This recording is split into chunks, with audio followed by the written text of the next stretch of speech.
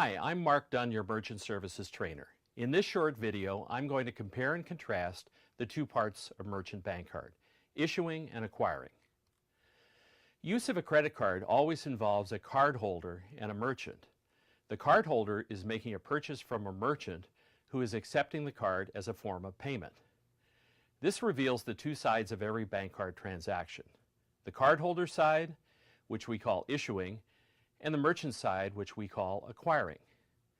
If there was only one bank that issued all of the credit cards and also enrolled all of the merchants for card acceptance, merchant processing would be a lot simpler and easier.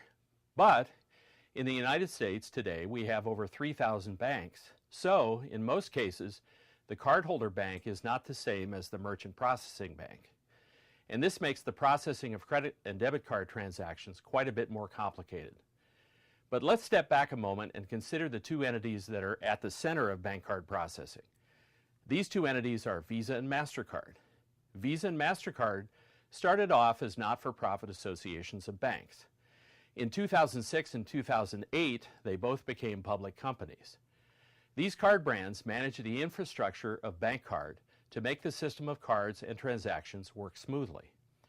As we said a moment ago, there are two major functional activities to the bank card world, issuing and acquiring. The functions are carried out by the banks that are members of the card brand networks. Bank card issuers produce card programs for card holders.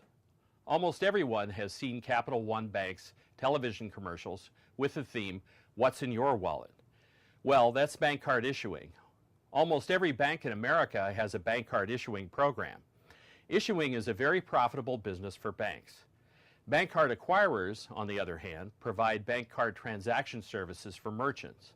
Acquiring is typically not in the public eye, it's usually not advertised on television, and it receives far less attention. Acquiring often goes by the name Merchant Bank Card Services or just Merchant Services. Most banks do not have their own acquiring program. Acquiring requires a lot of specialized IT resources, highly experienced staff, and a large capital investment.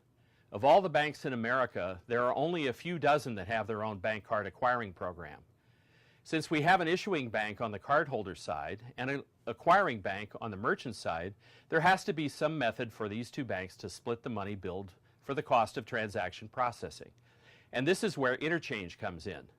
Interchange is the fee structure that balances the cost of processing and the risk of operating the bank card system between the issuing bank and the acquiring bank.